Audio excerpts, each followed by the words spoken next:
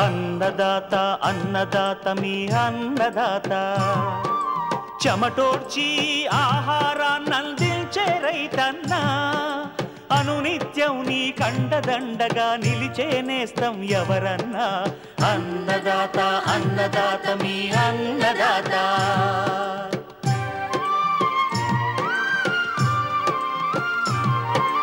నూతన రీతుల సాగుబడికి నూరింతలు పెరిగే దిగుబడికి సూచనలిచ్చే సస్య రక్షణకు పశు పోషణకి శాస్త్ర విజ్ఞానం అందించి ముందుకు నడిపే తెలుగు రైతు భారతదేశానికి మకుటం అయ్యేలా తీర్చిదిద్దే ఆశయంతో మిమ్ము మేలు కొలిపేది అన్నదాత అన్నదాత అన్నదాత మీ అన్నదాత అన్నదాత అన్నదాత మీ అన్నదాత.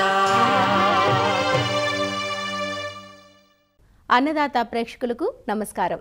ఈనాటి ముఖ్యాంశాలు: నేరుగా విత్తిన వరిలో కలుపు యాజమాన్యం, ప్రత్తి పైరు ఎదిగే దశలో ప్రస్తుత వాతావరణ పరిస్థితుల్లో చేపట్టాల్సిన యాజమాన్య సస్యరక్షణ పద్ధతులు, నాటుకోడి పిల్లల బ్రూడింగ్లో మెలకువలు, ఇంకా జై కిసాన్ వ్యవసాయ సమాచారం.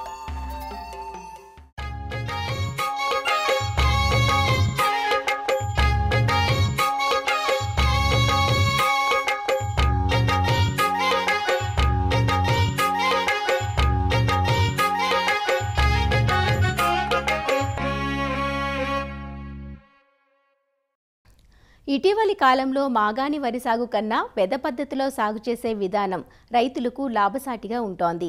వర్షాలు ఆలస్యమవటం, సకాలంలో కాలువకు నీటి విడుదల కాకపోవటం, తీవ్రమవుతున్న కూలీల సమస్యలతో రైతులు ప్రత్యామ్నాయ సాగు విధానాల వైపు మొగ్గు చూపుతున్నారు. అలా పొడిదుక్కులో వరుసల్లో విత్తే విధానం సార్వా సీజన్లో రైతుల ఆదరణ పొందుతోంది.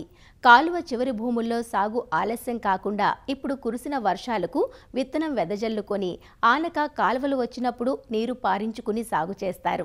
అయితే ఈ విధానంలో రైతులు ఎదుర్కొనే ప్రధాన సమస్య కలుపు. ఈ విధానంలో కలుపును కొద్దిగా అశ్రద్ధ చేసినా వరి మొక్కల కంటే కలుపు మొక్కల సాంద్రత పెరిగిపోయే ప్రమాదం ఉంటుంది. సిఫార్సు చేయబడ్డ కలుపు మందులు ఇందుకు అక్కరకొస్తాయి. నేరుగా విత్తే విధానంలో కలుపు నివారణ గురించి తెలియజేస్తున్నారు ఆచార్య ఎన్జీ రంగా వ్యవసాయ విశ్వవిద్యాలయం పరిశోధనా సంచాలకులు డాక్టర్ పాలడుగు సత్యనారాయణ. ఈరోజు మనం నేరుగా వెదజల్లి సాగు చేసే పద్ధతుల్లో ముఖ్యంగా కలుపు యాజమాన్యం గురించి తెలుసుకుందాం. ఈ నేరుగా వెదజల్లి సాగు చేసినప్పుడు నీటి ఎద్దరికి గురైనప్పుడు కలుపు విపరీతంగా పెరిగి కొన్ని సందర్భాల్లో ఒక ఎకరానికి 50 నుంచి 60 మంది కూడా మనుషులు పట్టేటువంటి సందర్భాలు ఉన్నప్పుడు, అలాగే ఈ కలుపు ఎక్కువైనప్పుడు పొలాన్ని కూడా మనం వదిలేసినటువంటి సందర్భాలు ఉన్నాయి. కాబట్టి దీన్ని అధిగమించగలిగితేనే ఈ నేరుగా వెదజల్లి సాగు విధానం రైతుకి ఎంతో కొంత ఉపయోగం ఉంటుంది. సమగ్ర యాజమాన్య పద్ధతులు ఈ కలుపు నివారణలో మనం పాటించినట్టయితే ఈ కలుపు యాజమాన్యం పర్ఫెక్ట్గా చేసుకునే వాళ్ళు అవుతాం. ముఖ్యంగా ఈ సమగ్ర యాజమాన్య పద్ధతిలో భాగంగా చూసినట్టయితే వేసవిలో పడినటువంటి తొలకరి వర్షాలకి భూమిని 2 నుంచి 3 సార్లు బాగా కలయదునుకుని సదును చేసుకున్నట్టయితే ఎప్పుడైతే తొలకరికి పడినటువంటి వర్షాలకి ఈ కలుపు మొలుస్తుందో అది మనం ఎప్పుడైతే 2 నుంచి 3 సార్లు బాగా దుక్కి చేసుకున్నప్పుడు కలుపు కూడా చచ్చిపోయి పొలంలో కూడా కలిసేంత ఆస్కారం ఉంటుంది. దీని తర్వాత విత్తనం నాటిన 2 రోజుల లోపు ఒక మోస్తరు తేమ ఉన్నప్పుడు పెండిమిథిలిన్ లేదా ఆక్సిఫ్లోరోఫిన్ 200 ml ఒక ఎకరానికి 200 లీటర్లు కలుపుకుని మనం భూమి మీద పిచికారీ చేసుకున్నట్టయితే వరి మొలకు ముందే వచ్చేటువంటి కలుపులు కూడా మనం నివారణ చేసుకోగలుగుతాం. అలాగే విత్తనం నాటిన 3 నుంచి 5 రోజుల వ్యవధిలో వాడదగినటువంటి కలుపు మందులు ఏమున్నాయని చూసినట్టయితే ప్రిట్లాకురన్ అయినట్టయితే సుమారు 400 ml 200 లీటర్ల నీటిలో కలిపి మనం భూమి మీద పిచికారీ చేసుకోవాలి. అదే ఫైరజోసల్ఫ్రాన్ ఇథైల్ అయితే 80 గ్రాములని 200 లీటర్ల నీటిలో కలుపుని భూమి మీద పిచికారీ చేసుకున్నట్టయితే మనకి కలుపు మీద మన సమగ్రమైనటువంటి నివారణ జరుగుతుంది. ఈ మొదట 2 దశల్లో మనం కలుపు మందులు వాడిన తర్వాత ఇంకా కలుపులు ఉన్నట్టయితే ముఖ్యంగా విత్తనం నాటిన 15 నుంచి 25 రోజుల మధ్య అటు వెడల్పాకు కలుపులు కానీ లేదా ఊద జాతి సంబంధించింది కానీ లేదా గడ్డి జాతి ఈ తుంగ జాతి ఇలాంటి కలుపులు కూడా మొండిగా ఉన్నవి. ఇవి కంప్లీట్గా నివారణ జరగవు. విత్తనం నాటిన 15 నుంచి 25 రోజుల మధ్య వెడల్పాకు కలుపు కనుక ఉన్నట్లయితే మనకి సుమారుగా 80 నుంచి 100 ml ఇది మనకి బీస్ఫైరిపాక్ సోడియం అన్నది తప్పనిసరిగా మన 200 లీటర్ల నీటిలో కలుపుకుని మనం పిచికారీ చేసుకోవాలి. ఊద ఎక్కువగా ఉన్నట్టయితే 300 ml సహాలోబాప్టైల్ 200 లీటర్ల నీటిలో కలుపుకుని పిచికారీ చేసుకోవాల్సిన అవసరం ఉంది. అలా కాకుండా అటు ఊదా ఇటు గడ్డి జాతి ఎక్కువగా ఉన్నట్టయితే ఫెనాక్సిప్రో ఇథైల్ దీన్నైతే 200 మిల్లీలీటర్లు 1 ఎకరానికి 200 లీటర్ల నీటిలో కలుపుకుని మనం పిచికారీ చేసుకోవాల్సిన అవసరం ఉంది. అలాగే తుంగ జాతి ఇది కొంచెం మొండిది. ఇది కనుక ఎక్కువగా ఉన్నట్టయితే మెటాసల్ఫురాన్ మిథైల్ ఇది 10% ఇది 8 గ్రాములు. దాంతోపాటుగా క్లోరిమ్యురాన్ 10% దీనే మనం ఆల్మిక్స్గా చెప్తాం. దీన్ని అంటే అటు వెడల్పాకు ప్లస్ తుంగ ఉన్నప్పుడు మనకు సుమారు 8 గ్రాములని 1 ఎకరానికి మనం 200 లీటర్లలో కలుపుకుని పిచికారీ చేసినట్టయితే అటు వెడల్పాకుతో పాటు తుంగ జాతి కూడా సమగ్రంగా మనం నివారణ చేసుకున్న అవుతాం. ఈ అనేక కలుపు మందులు వాడినప్పుడు నీటి యాజమాన్యం కూడా పర్ఫెక్ట్గా చేసినప్పుడు కలుపు నివారణ దాదాపుగా జరుగుతుంది. ఒకవేళ ఏదన్నా ఇంకా ఇతర జాతి మిగిలిపోయినప్పుడు అంటే 25-30 రోజుల తర్వాత మిగిలిపోతే కనుక 2,4-D సోడియం సాల్ట్ 400 గ్రాములని మనం 200 లీటర్కి మనం కలుపుకుని పిచికారీ చేసుకున్నట్టయితే ఈ సోడియం సాల్ట్ సమగ్రంగా మనకి పనిచేస్తుంది. ఈ విధంగా కలుపు మందుని వివిధ దశల్లో తేమ సమానంగా ఉండే విధంగా అదే మరీ నీరు ఎక్కువ పెట్టి కలుపు మందులు వాడకుండా సమానంగా భూమి మొత్తం కలిసే విధంగా అలాగే విచక్షణ రహితంగా వేరువేరు కలుపు మందులు కలపకుండా మేము ఏదైతే సిఫార్సు చేశామో ఆ కాంబినేషన్స్లో వెళ్ళినట్టయితే ఈ కలుపు యాజమాన్యం అనేది ఈ నేరుగా వెదజల్లి సాగులో మనం చేసుకోగలుగుతాం. ఈ విధంగా చేసుకోవటం వల్ల అధిక దిగుబడులు పొందడానికి ఆస్కారం ఉంటుంది.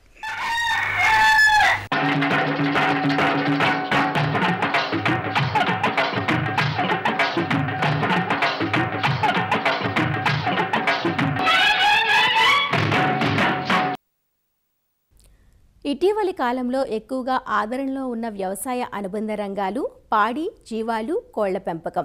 పెరటి కోళ్లైతే గ్రామాల్లో ప్రతి ఇంటా కనిపిస్తూనే ఉంటాయి.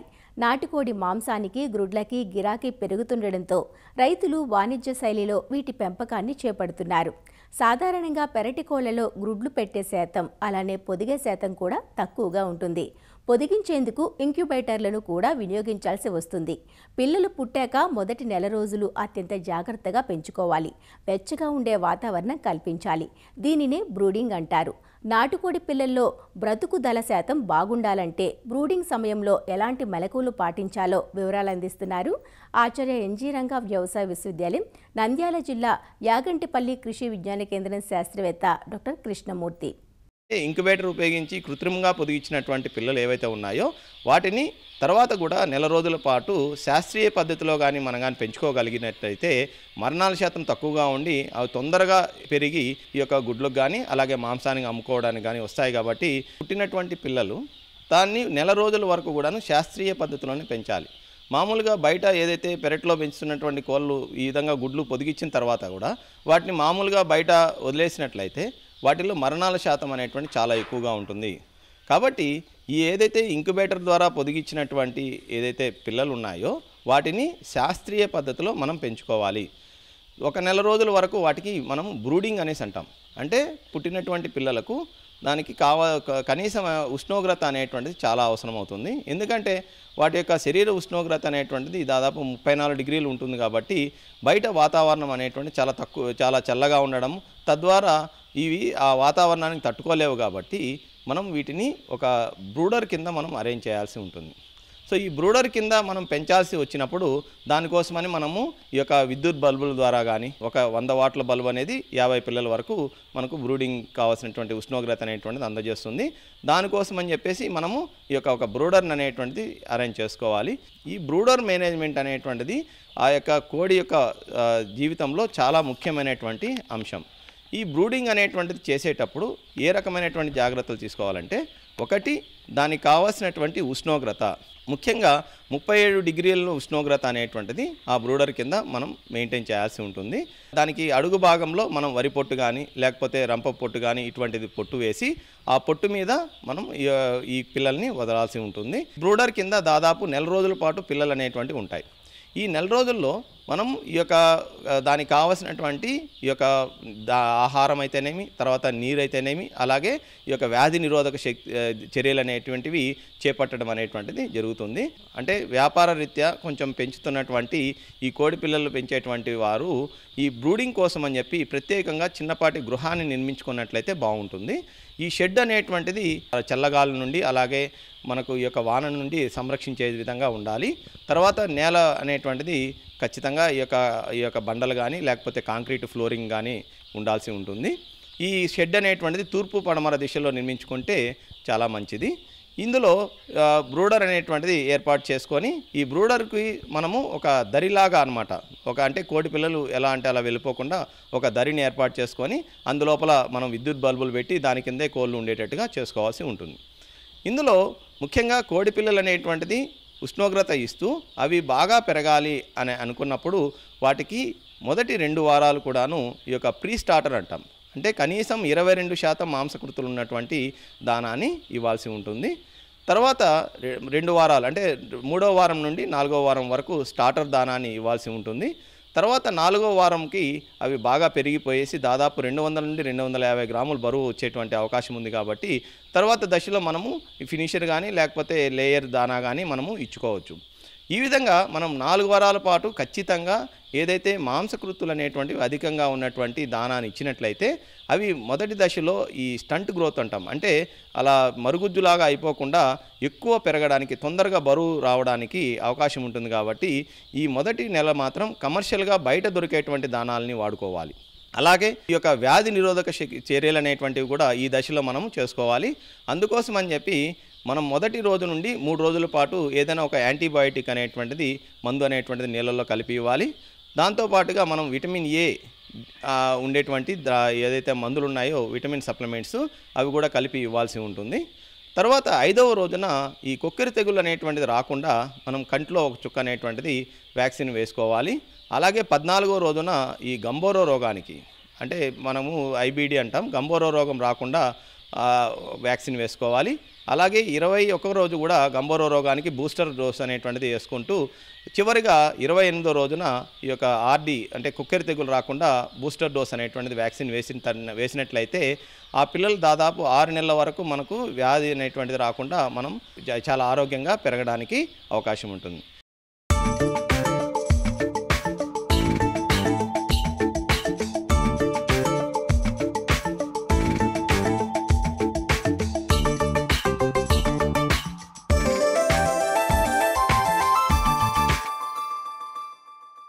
తెల్ల బంగారంగా పిలుచుకునే ప్రతి పైరు ప్రస్తుతం అన్ని చోట్ల 45 రోజుల లోపు దశలో ఉంది. అయితే ఇప్పుడు కురుస్తున్న వర్షాలకు కలుపు బాగా పెరిగింది. అలాగే మధ్య మధ్యలో నమోదవుతున్న అధిక ఉష్ణోగ్రతల వల్ల రసం పీల్చు పురుగుల తాకిడి ఎక్కువగా ఉంటోంది.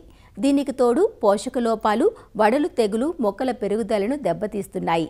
వీటన్నింటినీ ఎప్పటికప్పుడు గమనించుకుంటూ సకాలంలో సమగ్ర యాజమాన్య పద్ధతులు ఆచరించినట్లయితే ప్రత్తిలో అధిక దిగుబడులు సాధించవచ్చునంటూ వివరాలు తెలియజేస్తున్నారు ప్రొఫెసర్ జయశంకర్, తెలంగాణ రాష్ట్ర వ్యవసాయ విశ్వవిద్యాలయం Palem Krishi Vigyan Kendra programme coordinator doctor Prabhakar Reddy. So ఈ పత్తిని మనకు జూన్ మొదటి వారం నుండి జూన్ చివరి వారం వరకు విత్తుకోవడం జరిగింది. ప్రస్తుతం పత్తి పంట 30 నుంచి 45 రోజుల దశలో ఉంది. సో ఈ పరిస్థితిలో మనం చేపట్టవలసిన యాజమాన్య పద్ధతులు కనుక చూసినట్లయితే కంటిన్యూస్గా వర్షాలు పడటం వల్ల ఈ యొక్క పత్తి పంటలో యొక్క కలుపు సమస్య అనేది అధికంగా గమనించడం జరుగుతుంది.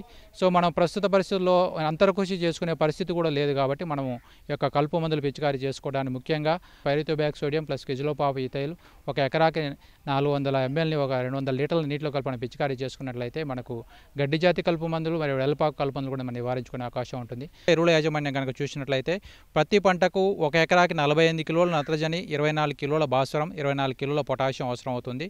సో ఈ మోతాదులో మనము ఈ యొక్క రసాయన ఎరువులు అందించడానికి మనకి 2 బస్తాల యూరియా అంటే 100 కిలోల యూరియా, దాంతోపాటు ఒక 40 కిలోల మ్యూరేట్ ఆఫ్ పొటాష్ అవసరం పడుతుంది. దాంతోపాటు ఒక 150 కిలోల వరకు కూడా సింగిల్ సూపర్ ఫాస్ఫేట్ అవసరం పడుతుంది. వేసుకోవాల్సిన సమయం కనుక చూసినట్లయితే పత్తి పంట విత్తుకునేటప్పుడు మనకు సిఫారసు చేయబడిన 24 కిలోల భాస్వరం అంటే 3 బస్తాల సింగిల్ సూపర్ ఫాస్ఫేట్ లేదా మనం డిఏపి రూపంలో కనుక వేసినట్లయితే 1 బస్తా డిఏపిని మనము విత్తుకునేటప్పుడే వేసుకోవాలి. ఒకవేళ విత్తుకునేటప్పుడు వేసుకోలేని పరిస్థితుల్లో మొదటి 10 లేదా 15 రోజుల్లో ఈ యొక్క సిఫారసు చేయబడిన భాస్వర ఎరువులైన డిఏపి లేదా సింగిల్ సూపర్ ఫాస్ఫేట్ని వేసుకోవాల్సిన అవసరం ఉంటుంది. మనం యూరియా మోతాదు మనం వేయవలసిన సమయం కనుక చూసినట్లయితే పత్తి పంట విత్తిన 20 రోజులకు ఒకసారి ఒక 25 కిలోల యూరియా, దాంతోపాటు ఒక 10 కిలోల పొటాష్ వేసుకోవాలి. తర్వాత 40 రోజులకు ఒకసారి 25 కిలోల యూరియా, ఒక 10 కిలోల పొటాష్ వేసుకోవాలి. తర్వాత 60 రోజులకు ఒకసారి మరియు 80 రోజులకు ఒకసారి. సో ఈ విధంగా 4 సార్లు ప్రతిసారి ఒక 25 కిలోల యూరియా, ఒక 10 కిలోల పొటాష్ వేసుకోవాలి. సో దీంతోపాటు పత్తి సాగులో ముఖ్యంగా జింకు లోపం కూడా అధికంగా గమనించడం జరుగుతుంది. సో జింకు లోపం కనపడినప్పుడు ఈ లేత ఆకులు లేదా మధ్య ఆకుల్లో ఈ నెల మధ్య భాగం పసుపు రంగులోకి మారిపోవడం గమనించడం జరుగుతుంది. సో దీనివలన ఆకులన్నీ చిన్నవిగా మారిపోయి గుబురుగా మారిపోవడం మనం గమనించడం జరుగుతుంది. సో ఇలాంటి లోపం కనుక మనం పైపాటు గమనించినప్పుడు 1 లీటర్ నీటికి 2 గ్రాముల జింక్ సల్ఫేట్ కలిపి వారం రోజుల వ్యవధిలో 2 సార్లు కనుక మనం పిచికారీ చేసుకోవాల్సిన అవసరం ఉంటుంది. దీంతోపాటు ఈ యొక్క పత్తి పంటలో మెగ్నీషియం లోపం కూడా అధికంగా గమనించడం జరుగుతుంది. సో ఈ మెగ్నీషియం లోపం వల్ల ముదురు ఆకుల్లో ఈనెల మధ్య భాగం పసుపు రంగులోకి మారిపోవడం, తర్వాత ఈ యొక్క లోప తీవ్రత ఎక్కువగా ఉన్నప్పుడు ముదురు రంగులోకి ఎరుపు రంగులోకి మారిపోవడం అనేది గమనించడం జరుగుతుంది. సో ఈ లోపాన్ని మనం నివారించుకోవడానికి 1 లీటర్ నీటికి 10 గ్రాముల మెగ్నీషియం సల్ఫేటు ఈ యొక్క వారం రోజుల వ్యవధిలో 2 సార్లు అంటే మనకు పంట 45 రోజుల సమయంలో 70 రోజుల సమయంలో 2 సార్లు కనుక మనం మెగ్నీషియం పిచికారీ చేసుకున్నట్లయితే మనకు ఈ యొక్క లోపాన్ని నివారించుకునే అవకాశం ఉంటుంది. దాంతోపాటు పత్తి పంటలో బోరాన్ లోపం కూడా అధికంగా గమనించే అవకాశం ఉంటుంది. ఇది కూడా మనకు పూత దశలో కానీ, గూడ దశలో కానీ, పిందె దశలో కూడా మనం గమనించడం జరుగుతుంది. సో ఈ యొక్క బోరాన్ లోపం వల్ల ఈ యొక్క పత్తి పంటలో ఈ గూడ రాలిపోవడం, పూత రాలిపోవడం గమనించడం జరుగుతుంది. కాబట్టి సో మనం ముఖ్యంగా 45 రోజుల సమయంలో, 70 రోజుల సమయంలో ఈ యొక్క బోరాన్ యొక్క లోపాన్ని నివారించుకోవడానికి సో 1.5 గ్రాముల బోరాక్స్ని 1 లీటర్ నీటి కలిపి మనం పిచికారీ చేసుకోవాల్సిన అవసరం ఉంటుంది. దాంతోపాటు ప్రస్తుత పరిస్థితుల్లో అధిక వర్షాల పరిస్థితుల్లో మనకు పత్తి పంట వడలిపోవడం కూడా గమనిస్తూ ఉంటాము. దీన్ని పారా ఎండు తెగులు అంటాము. సో ఈ యొక్క పారా ఎండు తెగులు నివారించుకోవడానికి 1 లీటర్ నీటికి 2.5 గ్రాముల కార్బెండిజం ప్లస్ మ్యాంకోజెబ్ కలిగిన కాంబినేషన్ కలిగిన మందుని మనం కలిపి పిచికారీ చేసుకోవాలి. దీన్ని ఆకుల మీద కాకుండా మొదళ్ళు తడిచే విధంగా పిచికారీ చేసుకున్నట్లయితే ఈ ఎండు తెగులుని, పారా ఎండు తెగులు మనం నివారించుకునే అవకాశం ఉంటుంది. దీంతోపాటు ప్రస్తుత పరిస్థితుల్లో అంటే పత్తి పంట మొదటి దశలో ఈ రసం పీల్చే పురుగులు అధికంగా గమనించడం జరుగుతుంది. కాబట్టి సో వీటిని నివారించుకోవడానికి మనం 5 ml వేప నూనెని 1 లీటర్ నీటిలో కలిపి పిచికారీ చేసుకోవాలి. దాంతోపాటు ఈ జిగురొట్టలు పెట్టుకోవడం ద్వారా కూడా చాలా వరకు ఈ యొక్క రసం పీల్చే పురుగులు నివారించుకోవచ్చు. దాంతోపాటు ఈ యొక్క ఇమిడాక్లోపిడ్ అయితే 1.5 ml లీటర్ నీటికి, ఎస్పేట్ అయితే 2 గ్రాములు 1 లీటర్ నీటికి కలిపి పిచికారీ చేసుకోవడం ద్వారా ఈ యొక్క రసం పీల్చే పురుగును కూడా నివారించుకునే అవకాశం ఉంటుంది. సో దీని ద్వారా ప్రస్తుత పరిస్థితుల్లో పత్తి పంట 30 నుంచి 40 రోజులు ఉన్న పరిస్థితుల్లో సరైన ఎరువుల యాజమాన్యం, దాంతోపాటు కలుపు యాజమాన్యం మరియు పురుగుల యాజమాన్యం కనుక సకాలంలో కనుక చేపట్టినట్లయితే పంట సరిగా పెరిగి అధిక దిగుబడులు సాధించుకునే అవకాశం ఉంటుంది.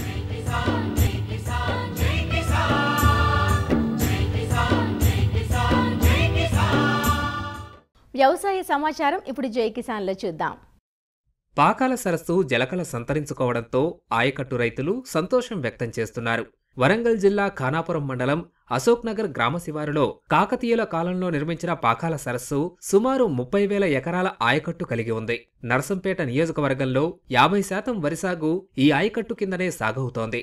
సరస్సు నీటిమట్టం 30 అడుగులు కాగా గత కొద్ది రోజులుగా కురుస్తున్న వర్షాలకు 29 అడుగులకు చేరుకుంది. ప్రస్తుతం కురుస్తున్న వర్షాలకు ఆయకట్టు రైతులంతా ఒకేసారి వరి నాట్లు వేసేందుకు సిద్ధమయ్యారు. దీంతో కూలీల సమస్య అధిగమించేందుకు బెంగాల్ నుంచి వచ్చిన కూలీలతో సాగు పనుల్ని సమయానుకూలంగా చేయించుకుంటున్నారు. ఈ మధ్యకాలంలో కూలీల కొరత ఏర్పడడం వల్ల మేము బెంగాల్ నుంచి వెళ్ళి పక్క గ్రామంలో తీసుకొచ్చేయడం జరిగింది. ఫస్ట్ సంవత్సరం మేము వేసినప్పుడు చూసాము, తెలంగాణ నాటుకును బెంగాల్ నాటుకు చాలా తేడా ఉంది. బాగా పతలాగా ఒక లైన్ ఆల్టర్నేటివ్ వేయడం జరిగింది. మేము పూర్వం నుంచి వెళ్ళి చెక్కేతకు అలవాటు పడిన తర్వాత చూసిన తర్వాత ఈ బెంగాల్ నాటు చూస్తే మాకు ఫస్ట్ నచ్చలే. పక్క గ్రామంలో వేసిన తర్వాత హిల్లింగ్ విషయానికి వస్తారికే మేము చెక్కు నాటు కన్నా దానికి ఎక్కువ దిగుబడి రావడం జరిగింది. లైన్లు సార్లు బట్టి వేయడం వల్ల తూర్పు పడమరగా కానీ ఉత్తర దక్షిణగా వేయడం వల్ల మామూలుగా సహజ సిద్ధంగా వ్యవసాయంలో ఒక మడిలో ఒక 5 గుంటల మడి తీసుకొని చూస్తే ఏ నాటు వేసినా చిక్కు నాటు వేయడం వల్ల చుట్టూ ఒక దుబ్బు చొప్పున ఘనంగా ఉండి ఒడ్లెక్కువ వస్తాయి. సో లోపల అంత దిగుబడి అంత ఘనంగా రాదు. ఎందుకు రాదాయంటే ఈ ఉరవేమటున్న దుబ్బులు మంచి గాలి వెలుతురు కరెక్ట్ దాగేసి దుబ్బు ఎక్కువ చేయడం వల్ల హిల్లింగ్ ఎక్కువ వస్తుంది. స్థానిక నాట్లు వేసినప్పుడు ఉరాలెంబటున్న దుబ్బులు ఎలా ఘనంగా ఉంటాయో ఈ బెంగాలీ నాటు వేయడం వల్ల ఏమైందంటే సాలుగా 2 మనుషులు మునుపడతారు. ఒక మనిషి 6 సార్లు, ఒక మనిషి 6 సార్లు, 12 సార్లు వేయడం జరుగుతుంది. 12 సార్లకు కుడి పక్క ఎడం పక్క కాలిపడడం జరుగుతుంది. అదేవిధంగా పొలంలో ఎన్ని లక్షల దుబ్బులున్నా ప్రతి దుబ్బుకు గాలి, వెలుతురు, సూర్యకిరణాలు నిటారుగా పడడం వల్ల ప్రతి దుబ్బు ఘనంగానే ఉంటుంది. దీనివల్ల మాకు లేబర్ కొరత కూడా చాలా తక్కువ, కాస్ట్లో తక్కువ ఉంది, లేబర్లో కూడా తక్కువ ఉన్నది. లేబర్లు ఎట్లంటే స్థానికంగా నాటేస్తే కేవలం నాటేయడం జరుగుతుంది. నాటు ఇక్కడ ప్రస్తుతం 4,000-4,500 నాటు జరుగుతుంది. మళ్ళీ నారు మోయడానికి వేరే 2 కోళ్ళు, ఒక మనిషికి ఎకరానికి 400, కాలిబాటలు తీయడానికి 400. సో ఈ విధంగా డబ్బులు 50-200 రూపాయలు వస్తుంది. అదే బెంగాలీ వాళ్ళ మటుకు వస్తే మాకు 45,000తో నాటు అయిపోతుంది. నాటు వాళ్ళు లైన్లు వాళ్ళే. అంటే రైతు అనే వ్యక్తి దమ్ము చేసి పొలంలో ఒకసారి నారు చూపిస్తే నాటు టోటల్ మొత్తం వాళ్ళు వేయడం జరుగుతుంది. గత 2-3 జిల్లాలోని రైతులు బెంగాల్ నుంచి వచ్చిన కూలీలతో వరి నాట్ల ప్రక్రియ చేపడుతున్నారు. స్థానిక కూలీలతో పోల్చి చూస్తే బెంగాల్ నుంచి వచ్చిన కూలీలతో నాట్ల ప్రక్రియ బాగుంటుందని రైతులు చెబుతున్నారు.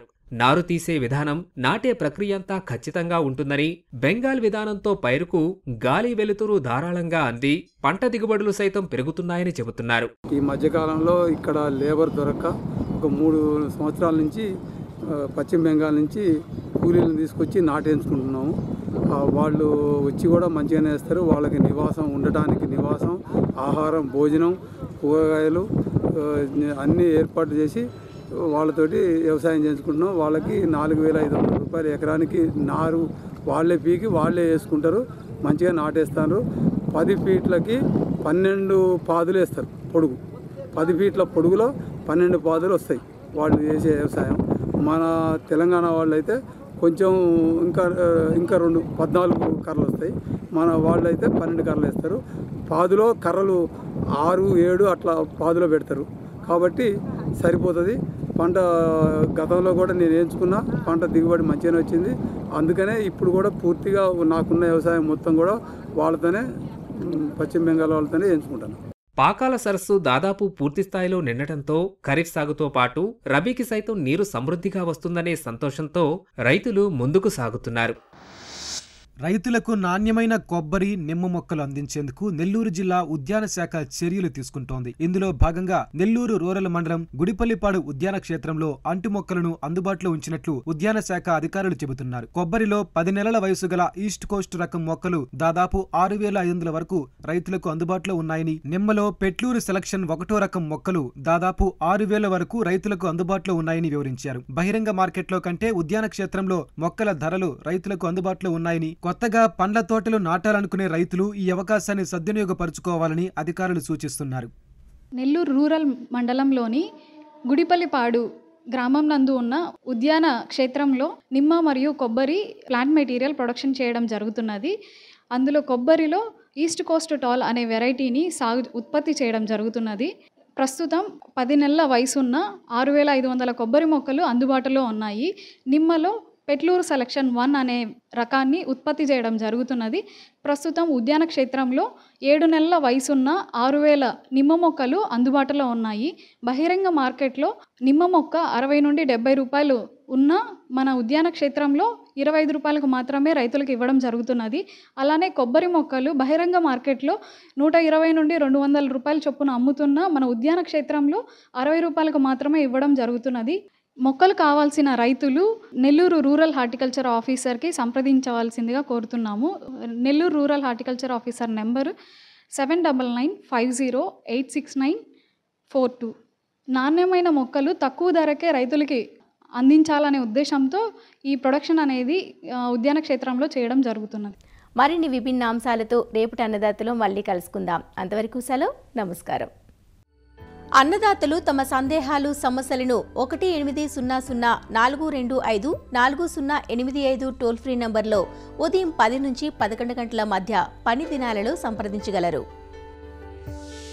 ఈ కార్యక్రమాన్ని యూట్యూబ్లో www.youtube.com/అన్నదాత ఈటీవీ లింక్ ద్వారా వీక్షించవచ్చు. అన్నదాత కథనాలు ఈటీవీ విన్ మొబైల్ యాప్లోనూ వీక్షించండి.